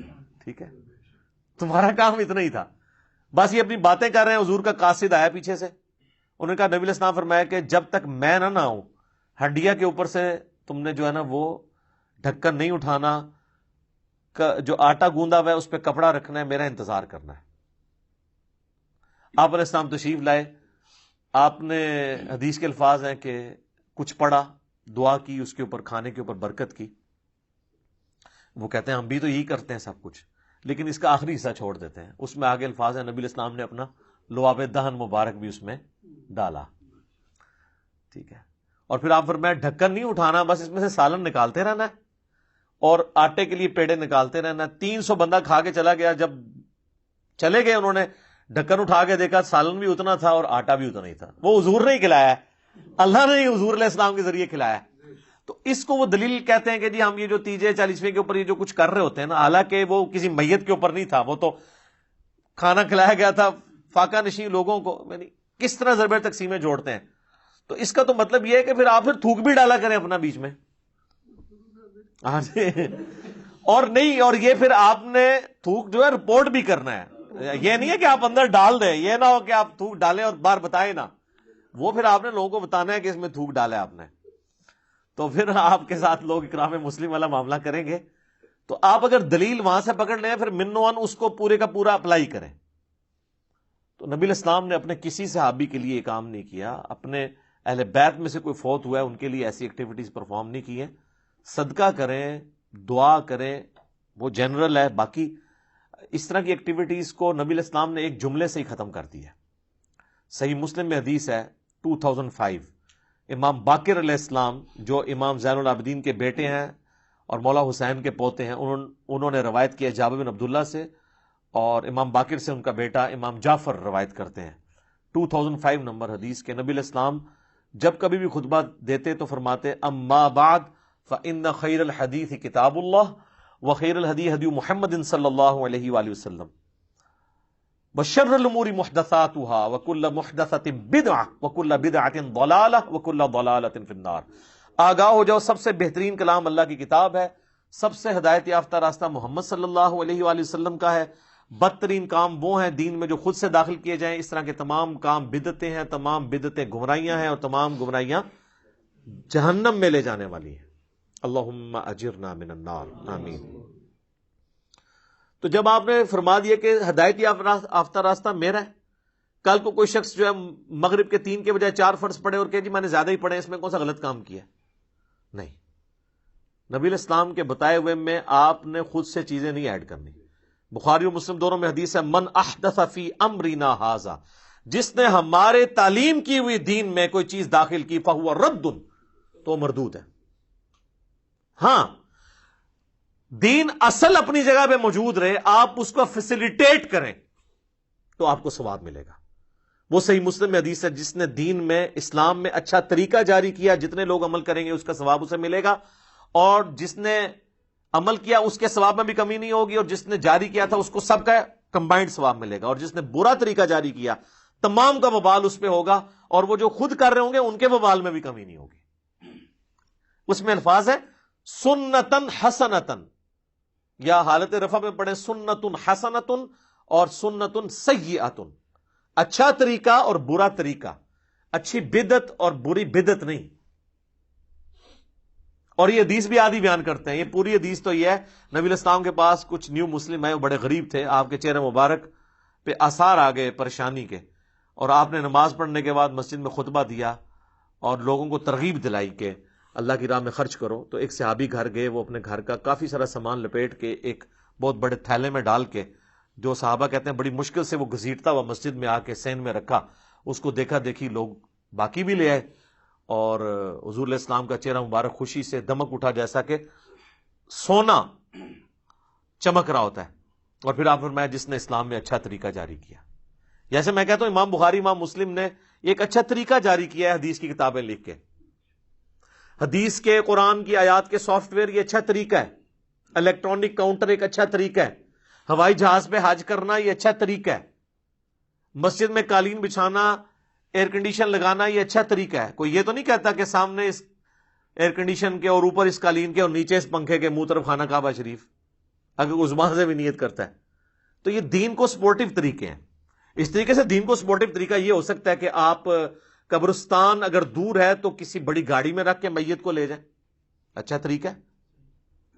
وہاں پہ اچھا ویل مینجڈ قبرستان ہو، یہ اچھا طریقہ ہے، لیکن وہاں آپ نے جو کچھ پڑھنا ہے وہ وہی پڑھنا ہے جو نبی علیہ السلام نے تعلیم فرمایا، ٹھیک ہے نا۔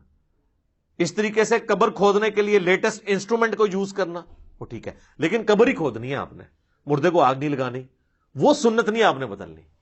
تو اچھا طریقہ اور چیز ہے، اچھی بدعت اور چیز ہے۔ باقی یہ جو سہارا لیتے ہیں نا صحیح بخاری سے کہ حضرت عمر نے تراویح کی جماعت کے لیے کہا تھا نعم البدعۃ ھذہ، یہ کتنی اچھی بدعت ہے۔ ہم ایک معصومانہ سوال کرتے ہیں کہ حضرت عمر نے جو تراویح کی جماعت شروع کروائی ہے، کیا اس کی اصل دین میں موجود نہیں تھی؟ بخاری مسلم میں الفاظ ہے کہ 3 دن آپ نے خود پڑھی، چوتھے دن آپ نے منع فرمایا کہ مجھے خدشہ ہے تم پہ فرض نہ ہو جائے، تو اس کی اصل تو حضور نے خود کی ہوئی تھی، جاری اس لیے نہیں فرمائی کہ فرض نہ ہو جائے۔ حضرت عمر نے اپنے دور میں یہ چیز سوچی کہ بھائی حضور کو پسند تھی، لیکن وجہ یہ تھی کہ کہیں امت پہ فرض نہ ہو جائے، اب تو وہی نازل نہیں ہونی، تو انہوں نے اس کو ابلیگیٹری نہیں کیا، بلکہ وہ مسجد میں آئے تو دیکھا لوگ ٹولیوں میں جماعت کرا رہے ہیں، تو ایک امام کے پیچھے ان کو جمع کیا اور کہا نعم البدعۃ ھذہ۔ یہاں پہ بدعت وہ لغت کے معنوں میں ہے، اصطلاحی بدعت نہیں ہے۔ اور دیکھ لیں انہوں نے ایک مردہ سنت کو اس طریقے سے زندہ کیا، لیکن چونکہ حضور نے اس کو جاری نہیں کیا تھا، امت نے اس کو ایکسپٹ نہیں کیا۔ آج کسی کی جرت نہیں ہے وہ کہہ دے کہ تراویح جو ہے اس کی جماعت فرض ہے۔ الٹا صحیح بخاری میں موجود ہے کہ حضرت عمر نے خود نہیں پڑھی، آپ نے ادھر ورڈکٹ دی کہ سب سے بہتر مرد کی نماز وہ ہے جو رات کے آخری پہر میں گھر میں اٹھ کے پڑھتا ہے، تو آپ اس جماعت سے بہتر تو گھر والی تراویح کو قرار دے رہے تھے قیام اللیل کو۔ حضرت عمر نے تو اس میں الفاظ نہیں کہ آپ نے خود پڑھی ہو، بلکہ وہ گھر سے وزٹ کیا، واپس چلے گئے. تو دیکھ لیں خلفائے راشدین بھی اگر کسی مردہ سنت کو زندہ کرتے ہیں نا، دین کا حصہ نہیں اسے بنوا سکتے. وہ دین وہ ہے جو آسمانوں سے نازل ہوا ہے. دین اس زمین کی چیز ہی نہیں سر. زمین پہ سپورٹ اس کو ضرور دی جا سکتی ہے، دین بنایا نہیں جا سکتا. حتیٰ کہ وقت کا پیغمبر بھی دین کا موجد نہیں ہوتا، اس کو وحی کے ذریعے بتایا جاتا ہے، یا اگر کہیں پہ وہ اجتہاد کرتا ہے تو وحی کے ذریعے اسے انڈورس کر دیا جاتا ہے.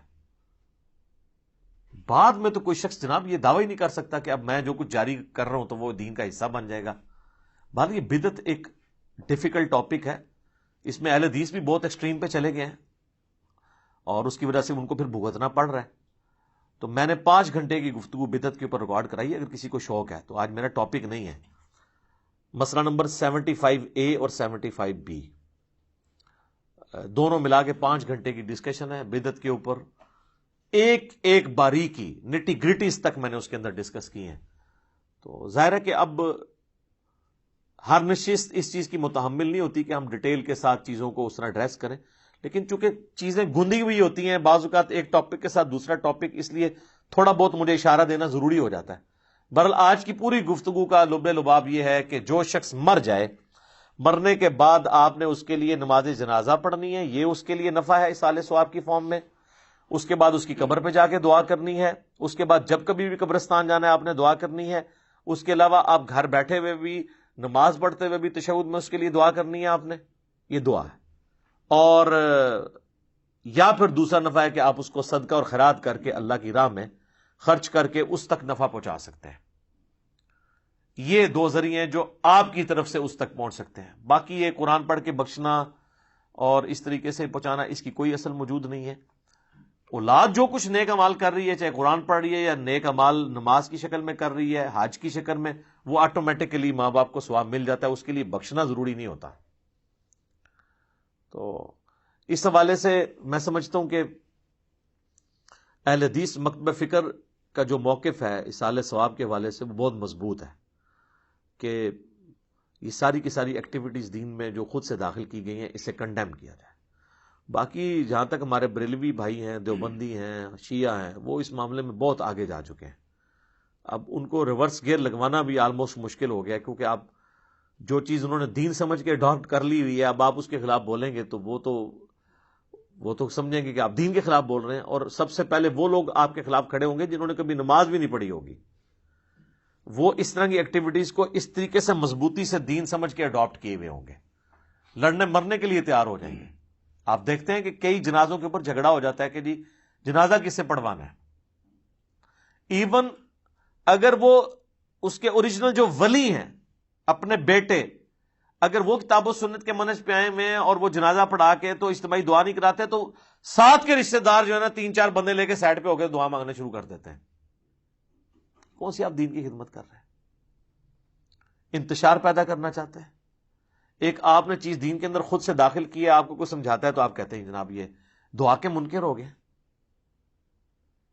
اور ان کو پھر پھکی اسی طریقے سے دیا کریں. ہم جب درود شریف کی بات کرتے ہیں، یار اذان کے بعد درود شریف پڑھو، صحیح مسلم کی حدیث ہے جو اذان کا جواب دے درود شریف پڑھے اور الوسیلہ والی دعا مانگے میری شفاعت اس کے لیے حلال ہو جائے گی.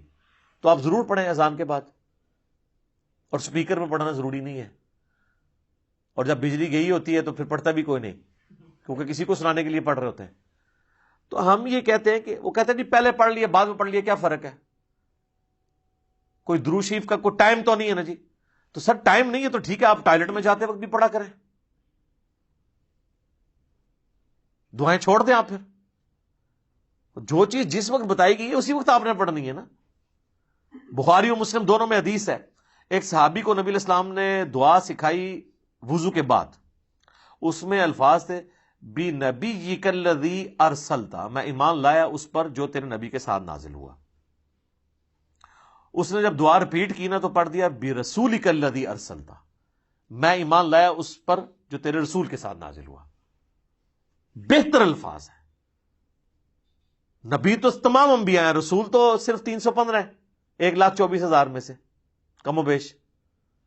تو نبی علیہ السلام فرمایا تم نے میرے الفاظ کیوں چینج کیے، تم وہی پڑھو جو میں نے سکھایا ہے. اس نے نہیں آگے سے آرگومنٹ کیا کہ یا رسول اللہ یہ تو بہتر الفاظ ہیں. ان کو پتا تھا کہ بھی نبی اسلام کے الفاظ نہیں چینج کرنے. جامعہ ترمذی میں حدیث ہے, ایک شخص کو چھینک آئی, اس نے کہا الحمدللہ والسلام علی رسول اللہ. تو عبداللہ بن عمر نے کہا میں بھی قائل ہوں الحمدللہ والسلام علی رسول اللہ کہنے کا, لیکن اس موقع پہ نہیں. ویسے تم پڑھو رسول اللہ پر سلام, چھینک پر نبی اسلام نے ہمیں صرف سکھایا الحمدللہ یا الحمدللہ علی کل حال. یہ ساتھ درود شریف نہ جوڑو. آج کے دور میں عبداللہ بن عمر ہوتے تو یہ 295C لگواتے اور کہتے کہ جی آپ نے تو درود کے منکر ہیں, آپ کے دل میں بغض ہے درود کا, بغض ہے درود کا. کیونکہ ان کو جب تک آپ انہی کی مثالیں نہیں دیں گے نا, ان کو باتیں سمجھ نہیں آئیں گی کہ جو اصول اور مبادی انہوں نے خود کھڑے کیے ہوئے نا, وہی ان کے خلاف جاتے ہیں. اب ربیع الاول شریف کا مہینہ شروع ہو چکا ہے 1442 ہجری, اکتوبر 2020 میں. اب آپ دیکھیں یہ ہمارے ادھر چوک کے اندر وہ بڑا بینر لگ گیا ہے, نثار تیری چہل پہل پہ ہزاروں عیدیں ربیع الاول, سوائے ابلیس کے جہاں میں سبھی تو خوشیاں منا رہے ہیں. تو وہ ابلیس کس کو کہہ رہے ہیں؟ جو ان کے طریقے پہ نہیں منا رہا. ان سے پوچھے یہ آپ کا طریقہ کب شروع ہے؟ تو وہ اعلیٰ حضرت ہی بتاتے ہیں کہ رسول اللہ کی وفات کے 800 سال بعد نبی علیہ السلام کا تو طریقہ یہ تھا جو صحیح مسلم میں ہے کہ آپ پیر کا روزہ رکھا کرتے تھے. پوچھا گیا کیوں رکھتے ہیں؟ فرمایا فیہ ولدت وفیہ انزل علیہ, اس دن میں پیدا ہوا, اس دن مجھ پہ پہلی وحی نازل ہوئی. اور یہ پوری دنیا کا راشن اکٹھا کر کے کھا رہے ہوتے ہیں روزے کی بجائے, اور اس کو نام دیا ہوتا ہے انہوں نے عید کا. اور پھر جب پوچھے کہتے ہیں عید والے دن تے تمہیں پتا روزہ نہیں ہوتا, تو اے تسی منو پہ دستے ہو, میں تو تمہیں نبی علیہ السلام کا فرمان دسدا پیا ہاں کہ آپ نے اپنی خوشی جڑی ہے قرآن کی خوشی اور اپنی پیدائش کی خوشی, فیہ ولدت وفیہ انزل علیہ, اس دن میں پیدا ہوا, اس دن مجھ پہ پہلی وحی نازل ہوئی. جشن قرآن اور جشن میلاد تو رسول اللہ نے صلی اللہ علیہ وآلہ وسلم روزہ رکھ کے منایا, اور آپ جو ہے وہ راشن کے ذریعے مناتے ہیں, اور وہ بھی لوگوں سے ہتھیا کے. ادھر تو آپ کو آئیڈیا نہیں ہے, پنڈی میں آپ چلے جائیں گاڑی کے آگے کھڑے ہو جاتے ہیں, جب تک آپ کچھ نہ دیں وہ آپ کی گاڑی کو آگے نہیں جانے دیتے. یہ نبی الاسلام نے اپنے صحابہ کی یہ تربیت کی تھی کہ اس طریقے سے میلاد منانا ہے. اب انہوں نے دین کے طور پہ اڈاپٹ کیا ہوا ہے, اور پھر کہتے ہیں دیکھیں نا جی 2 گھر ہیں, ایک کے اندر میلاد ہو رہا ہے کہ نہیں ہو رہا, تو ظاہر ہے کہ جو کر رہا ہے اسی کو خوشی ہے, جو نہیں کر رہا ہے اس کو نہیں خوشی. تو سر پھر اس کی ہم نے دعائی ان کو دی ہے نا کہ سر ربیع الاول میں تو یہی کیس ہے, لیکن ربیع الاول سے 2 مہینے پہلے محرم بھی گزرا ہے. 2 گھر تھے, ایک گھر کے اندر ماتم ہو رہا تھا اور آہو بکا تھا, نوحہ ہو رہا تھا, دوسرے گھر کے اندر جو ہے وہ ٹی وی بھی چل رہا تھا. یہ والا گھر شیعہ کا تھا, یہ بریلویوں کا تھا. تو آپ بتاؤ کہ محبت اہل بیت کس میں ہے؟ جس گھر میں نوحہ ہو رہا ہے اور لوگ رو رہے ہیں حضرت حسین علیہ السلام کو یاد کر کے, یا اس گھر میں کہ جہاں پہ نہ کوئی نوحہ ہے, تو کیا کہیں گے کہ جی اس طرح کے طریقے سے تو نہیں محرم منانا ہوتا نا, تو اس طرح کے طریقے پہ میلاد بھی نہیں منانا ہوتا. آپ ویسے کنٹرول انوائرمنٹ میں پروگرام کریں, محرم میں بھی کریں, میلاد میں بھی کریں, جلسے کریں, سیرت کے اوپر, سورت کے اوپر, میلاد کے اوپر, ہم بھی کرتے ہیں پروگرام. لیکن یہ جو آپ نے باقی ایکٹیویٹیز پھر اس کو دنیاوی برتھ ڈے کے ساتھ ریلیٹ کر کے, اور یہ ساری کی ساری ایکٹیویٹیز اسی طریقے سے 11ویں شروع کی ہوئی. ابھی تو 11ویں کا مہینہ آنا ہے, اگلا مہینہ جو ہے وہ 11ویں کا آ جانا ہے. اس کے بعد پھر مہینہ آ جاتا ہے جناب معراج النبی کا. تو یہ پورا سال ہی معاملات چلتے رہتے ہیں, ایکٹیویٹیز رہتی ہیں, پورا سال رہتی ہیں. تو ایکٹیویٹیز کے اندر پورے کے پورے دین کو ڈال دینا اور دین کی اصل سے آپ روگردانی کر لیں. آپ یہ شیعہ کی بھی آپ مساجد کے باہر سے گزریں تو آپ کو ہر تیسرے دن کوئی نہ کوئی دیکھ کھڑکتی ہوئی سنائی دے گی, اور بار اتنی مشکل اردو کے اندر جو ہے وہ ایسے ایسے الفاظ لکھے ہوئے ہوں گے کہ بندہ کہتا ہے یہ پتہ نہیں یار کون سا دین کا ہے. ٹھیک ہے, تو وہ لکھا ہوتا ہے وہ بے شیر کا ماتم ہے جی, نہیں بے شیر وہ یعنی وہ چھوٹا بچہ جو ہے نا, ام بے شیر کا ماتم, یعنی وہ ایسا بچہ جو پیدا ہونے سے پہلے, دودھ پینے سے پہلے مر گیا, اس کی ماں کا ماتم, یعنی سیدہ فاطمہ کی طرف وہ منسوب کرتے ہیں.